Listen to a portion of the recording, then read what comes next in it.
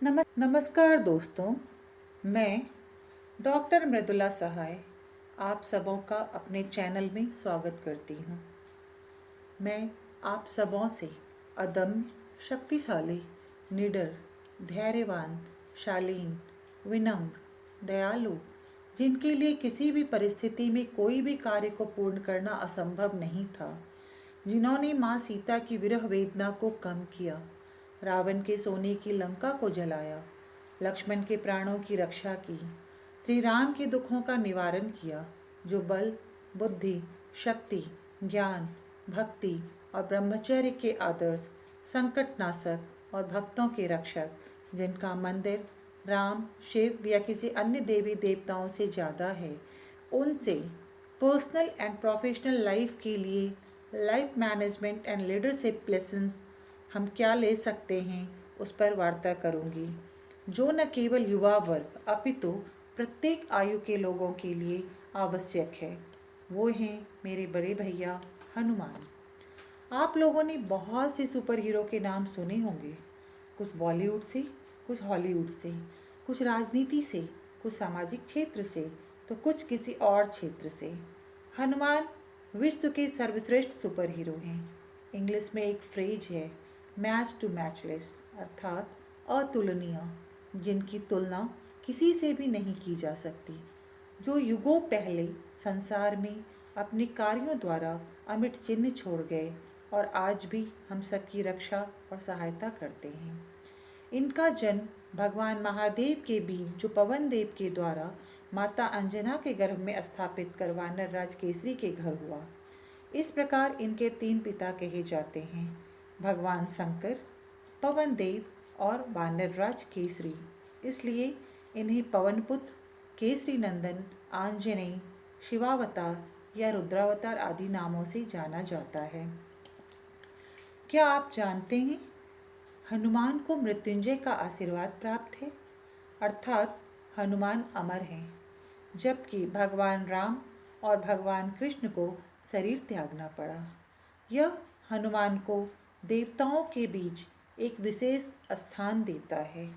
हम लोगों को भी बाल्यकाल से हनुमान चालीसा सिखलाया जाता है और समझाया जाता है कि अगर आपको डर या भय लगे तो आप हनुमान जी का स्मरण करें, हनुमान चालीसा का पाठ करें, तो आपको किसी प्रकार का भय या डर नहीं सताएगा और हम विषम परिस्थितियों में इसका अनुसरण करते हैं। तुलसीदास जी ने हनुमान चालीसा में लिखा है, भूत पिशाच निकट नहीं आवे, महावीर जब नाम सुनावे।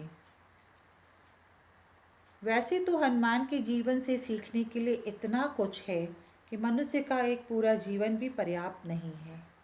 मैं एकेडमिक पॉइंट ऑफ व्यू से हनुमान के जीवन से life management and leadership lesson जितना समझ पाई हूँ, उन बिंदुओं पर आप सबों के साथ अलग अलग एपिसोड में चर्चा करूँगी, जैसे उच्च उद्देश्य, हाई एम, ज्ञान अर्जित करना, एक्वायरिंग नॉलेज, वफादारी, लॉयल्टी, शक्ति, स्ट्रेंथ, नेतृत्व कौशल, लीडरशिप स्किल्स, भावनात्मक बुद्धि और संवाद शैली, emotional intelligence and communication skills, विश्व स्तरीय राजदूत होने का गुण, quality of being a world class ambassador, सोचो वैश्विक स्तर पर, करो स्थानीय स्तर पर, थिंक ग्लोबल, एक्ट लोकल, इत्यादि इत्यादि।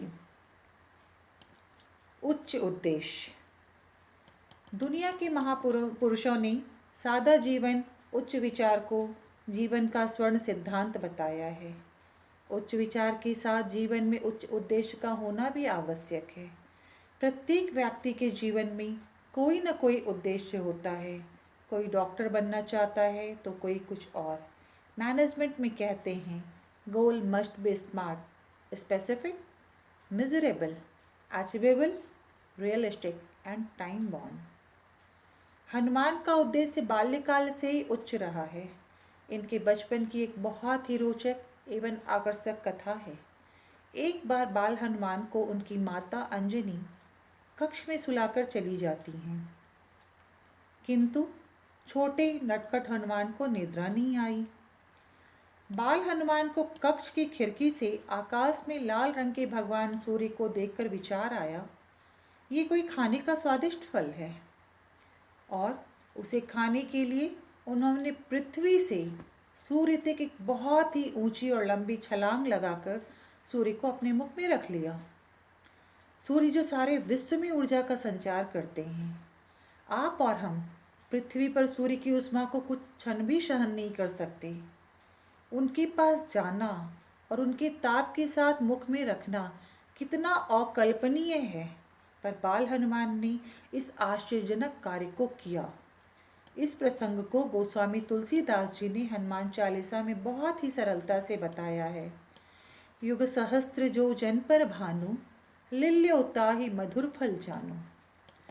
पृथ्वी से सूर्य तक की दूरी की गणना तुलसीदास जी की इस पंक्ति से करें तो यह 9 करोड़ 60 लाख मील होता है, जिसे नासा ने भी अपने वर्षों की शोध के बाद इतना ही पाया। यह दर्शाता है कि भारतीय पुरातन ज्ञान आज के आधुनिक तकनीकी ज्ञान से कितना उच्च और सूक्ष्म था।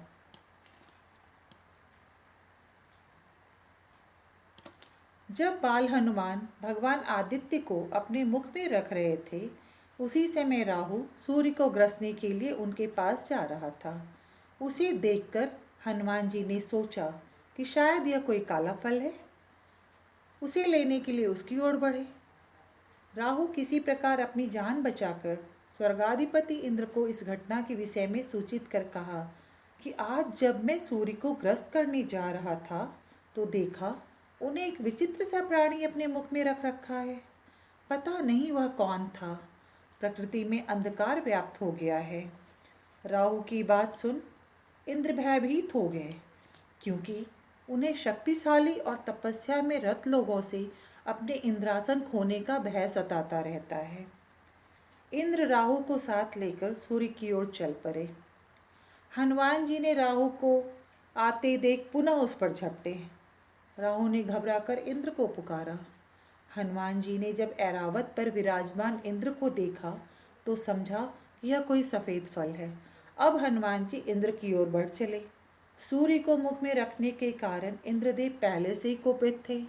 अपनी तरफ हनुमान को आते देख घबराहट में बिना कुछ विचार किए हनुमान जी पर वज्र का प्रहार किया, जिससे बाल हनुमान मूर्छित हो उदयगिरि पर्वत पर जा गिरे और उनकी बाईं ठुड्डी टूट गई।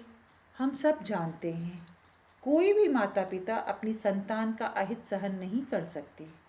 यही पवन देव के साथ हुआ और उन्होंने इंद्रदेव के कृत्य से कुपित हो वायु के प्रवाह को रोक दिया, जिससे ब्रह्मांड में प्राण शक्ति नष्ट होने के कारण जीव मृत्यु को प्राप्त होने लगे। हम पानी के बिना कुछ समय तो रह सकते हैं, परंतु वायु हमारी प्राण शक्ति है और इसके बिना हमें मृत्यु को वरण करना होता है। इसके बाद न सिर्फ हनुमान की मूर्छा को समाप्त किया गया, अपितु उन्हें एक शाश्वत जीवन भी प्रदान किया गया। ठुड्डी को संस्कृत में हनु कहते हैं। इसके टूटने के कारण ही हनुमान नाम भी दिया गया। आप एक छोटे बालक के लक्ष्य का अनुमान कीजिए, कितना उच्च और अकल्पनीय था, जिसे उसने पूरा ही नहीं अपितु सूर्य के असहनीय ताप को अपने अंदर समा लिया। इससे हमें ये समझना चाहिए कि अगर आपका लक्ष्य ऊंचा है, आप दृढ़ संकल्प हैं और उसे पाने में किसी प्रकार की बाधाएं आती है, तो प्रकृति आपके लिए अपनी तरह से काम करती है और आपको आपके लक्ष्य तक पहुंचाने में सहायक सिद्ध होती है। इसलिए हमें अपना लक्ष्य ऊंचा रखना चाहिए। छोटे छोटे कार्य तो सब करते हैं, आप उनसे कुछ अलग कीजिए जो आपको समूह में एक विशिष्ट पहचान दे। जैसे वानर हनुमान होते हुए भी सभी वानरों से भिन्न थे। आशा करती हूँ कि आप सबों को मेरा यह ऑडियो पसंद आएगा। आप इसे लाइक करें और सब्सक्राइब करें, जिससे आगे के एपिसोड की चर्चा आपको मिलती रहे। धन्यवाद।